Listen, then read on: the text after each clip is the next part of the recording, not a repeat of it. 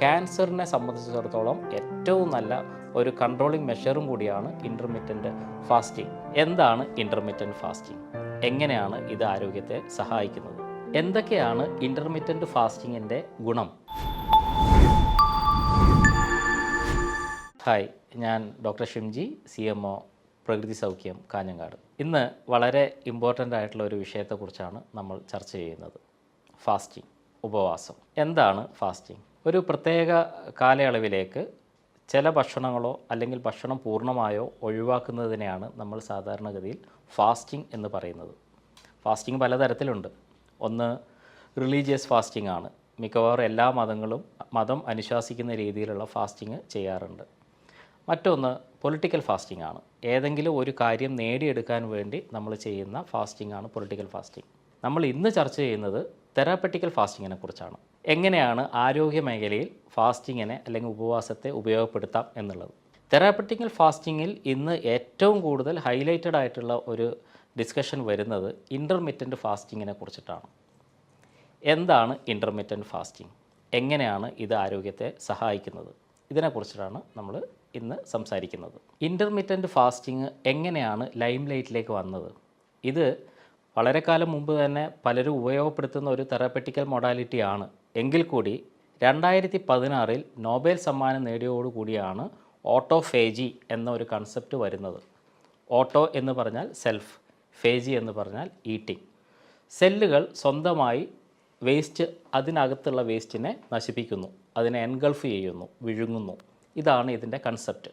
അതായത് ഒരു സാഹചര്യം കിട്ടുകയാണെങ്കിൽ നമ്മുടെ കോശങ്ങൾക്ക് ആ കോശങ്ങളെ പുനർനിർമ്മിക്കാനുള്ള കഴിവുണ്ട് എന്ന് തെളിയിക്കുകയാണ്. ഈ കഴിവ് ശരീരത്തിന് പ്രകടിപ്പിക്കണം എന്നുണ്ടെങ്കിൽ അവിടെ വേണ്ടത് അതിന് വേണ്ടുന്ന ഓപ്റ്റിമമായ പരിതസ്ഥിതി, കാലാവസ്ഥ ഉണ്ടാക്കി കൊടുക്കുക എന്നുള്ളതാണ്.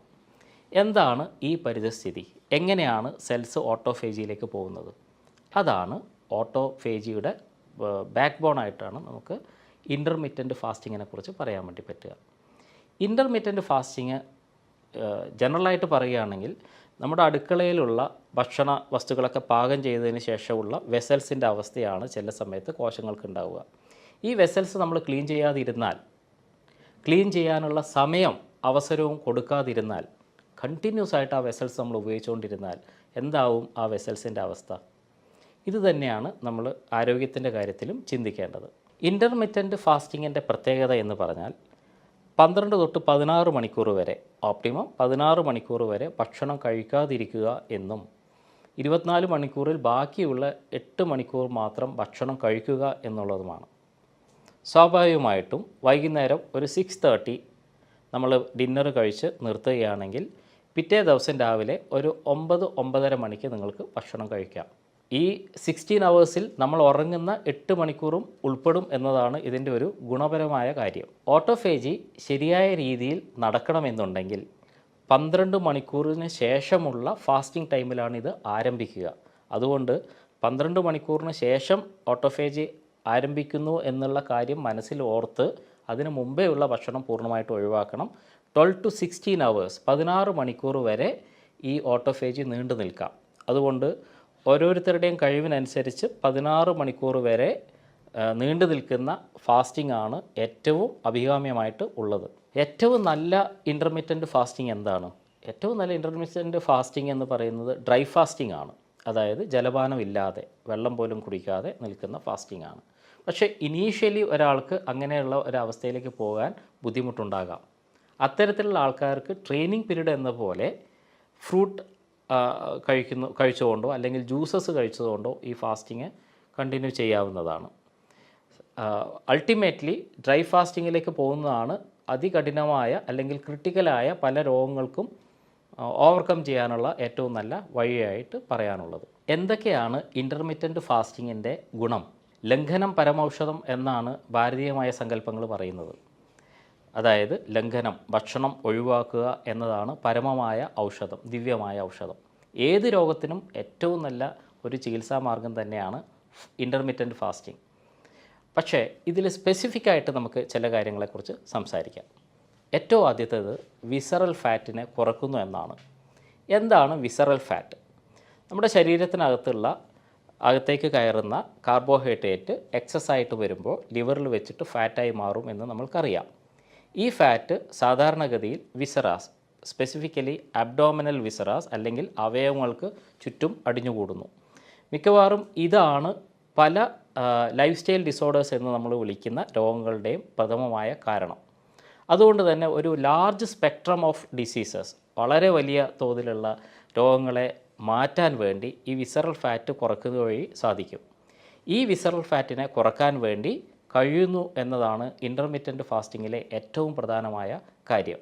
കാരണം ഇൻ്റർമിറ്റൻറ്റ് ഫാസ്റ്റിംഗ് ചെയ്യുമ്പോൾ ശരീരത്തിനകത്ത് നടക്കുന്ന മെറ്റബോളിസം, ഈ മെറ്റബോളിസത്തിൻ്റെ ആക്ടിവേഷൻ കൂടുന്നത് കൊണ്ടാണ് കൂടുതൽ കാലറി ഉപയോഗിക്കപ്പെടുകയും അതുപോലെ തന്നെ വിസറൽ ഫാറ്റ് കുറയാനുള്ള സാധ്യത ഉണ്ടാക്കുകയും ചെയ്യുന്നു. വിസറൽ ഫാറ്റ് കൊണ്ടുണ്ടാകുന്ന പ്രധാനപ്പെട്ട രോഗങ്ങളാണ് ഒന്ന് ഡയബറ്റീസ്, ഇൻസുലിൻ റെസിസ്റ്റൻസ് വരുത്തുകയും ഡയബറ്റീസ് ഉണ്ടാക്കുകയും ചെയ്യും. അതുകൊണ്ട് തന്നെ ടൈപ്പ് 2 ഡയബറ്റീസിനുള്ള ഏറ്റവും നല്ല മാർഗ്ഗമായിട്ട് നമുക്ക് ഇൻ്റർമിറ്റൻറ്റ് ഫാസ്റ്റിങ്ങിനെ കാണാം. അതേപോലെ തന്നെ വളരെ ഇമ്പോർട്ടൻ്റ് ആയിട്ടുള്ള മറ്റൊരു കാര്യമാണ് PCOD, polycystic ovarian disease or polycystic ovarian syndrome. ഇതും വളരെ വ്യക്തമായ രീതിയിൽ നമുക്ക് ഇൻ്റർമിറ്റൻറ്റ് ഫാസ്റ്റിങ്ങിലൂടെ മാറ്റാൻ വേണ്ടി സാധിക്കുന്നതാണ്.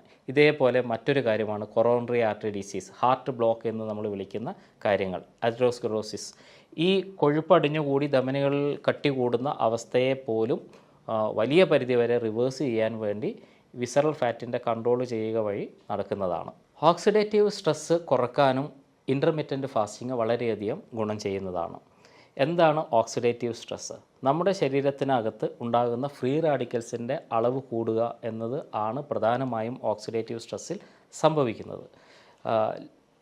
നേരത്തെ പറഞ്ഞ പോലെ ശരീരമാദ്യം ഖലുധർമ്മ സാധകം എന്ന് പറയാറുണ്ട്. അതായത് ഫിസിക്കൽ ഫിറ്റ്നസ്സാണ് പിന്നീട് മനസ്സിൻ്റെ ആരോഗ്യത്തിനെയും സഹായിക്കുന്നത്.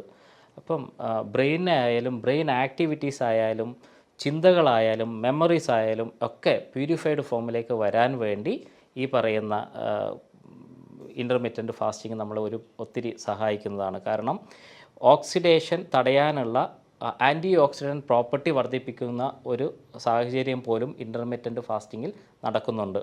ഇതേ കാരണം കൊണ്ട് തന്നെ ക്യാൻസറിനെ സംബന്ധിച്ചിടത്തോളം ഏറ്റവും നല്ല ഒരു കൺട്രോളിങ് മെഷറും കൂടിയാണ് ഇൻ്റർമിറ്റൻറ്റ് ഫാസ്റ്റിംഗ്. നമ്മുടെ ശരീരത്തിൽ എക്സസീവായിട്ട് വരുന്ന കാർബോഹൈഡ്രേറ്റിൻ്റെ പരിണിതഫലമായിട്ടാണ് പലപ്പോഴും ക്യാൻസറിനുള്ള ട്രിഗറിങ് ഉണ്ടാകുന്നത്. ആ ഒരു ട്രിഗറിങ് ഒഴിവാക്കാനും ക്യാൻസറിൻ്റെ സെൽസിൻ്റെ മൾട്ടിപ്ലിക്കേഷൻസ് കുറക്കാനും കാർബോഹൈഡ്രേറ്റ് റെസ്ട്രിക്ഷൻ വഴി സാധിക്കും. അതുകൊണ്ട് തന്നെ ഇൻ്റർമിറ്റൻറ്റ് ഫാസ്റ്റിംഗ് എന്ന് പറയുന്നത്, അല്ലെങ്കിൽ ഫാസ്റ്റിംഗ് എന്ന് പറയുന്നത് തന്നെ ക്യാൻസറിനെ പ്രതിരോധിക്കാനുള്ള ഏറ്റവും നല്ല വഴികളിൽ ഒന്നാണ്. മേൽപ്പറഞ്ഞ ഗുണങ്ങളൊക്കെ കൊണ്ട് തന്നെ ഏറ്റവും നല്ല ഒരു രോഗപ്രതിരോധ മാർഗ്ഗമായിട്ടോ അല്ലെങ്കിൽ രോഗം വന്നു കഴിഞ്ഞാൽ അത് മാറാനുള്ള ഒരു മാർഗ്ഗമായിട്ടോ നമുക്ക് ഇൻ്റർമിറ്റൻറ്റ് ഫാസ്റ്റിങ്ങിനെ ഉപയോഗിക്കാം. അതുകൊണ്ട് തന്നെ 16 മണിക്കൂർ വരെ ഭക്ഷണങ്ങൾ കഴിക്കാതിരിക്കുക എന്നുള്ളത് വളരെ ഇമ്പോർട്ടൻ്റ് ആണ്. പക്ഷേ ശേഷിക്കുന്ന 8 മണിക്കൂറിൽ നാം എന്ത് കഴിക്കുന്നു എന്നതും അതുപോലെ തന്നെ വളരെ ഇമ്പോർട്ടൻ്റ് ആയിട്ടുള്ളൊരു കാര്യമാണ്. സമ്പുഷ്ടമായ ഒരു മനുഷ്യൻ്റെ ആരോഗ്യം സംരക്ഷിക്കാൻ ആവശ്യമായ ന്യൂട്രീഷൻ ഉള്ള ഭക്ഷണം തന്നെ ആ സമയത്ത് കഴിക്കാനും വളരെയധികം ശ്രദ്ധിക്കേണ്ടതായിട്ടുണ്ട്. അങ്ങനെ നല്ല പോഷണത്തോടും നല്ല ഇൻ്റർമിറ്റൻറ്റ് ഫാസ്റ്റിങ്ങോടും, അതായത് വിശ്രമത്തോടും കൂടി ബാലൻസ്ഡ് ആയിട്ടുള്ള ഒരു ജീവിത ചിട്ടയോടെ നല്ല ആരോഗ്യം എല്ലാവർക്കും ഉണ്ടാകട്ടെ എന്ന് ആശംസിക്കുന്നു. പുതിയ ഹെൽത്ത് ടിപ്സുമായി വീണ്ടും നമുക്ക് കാണാം. നന്ദി.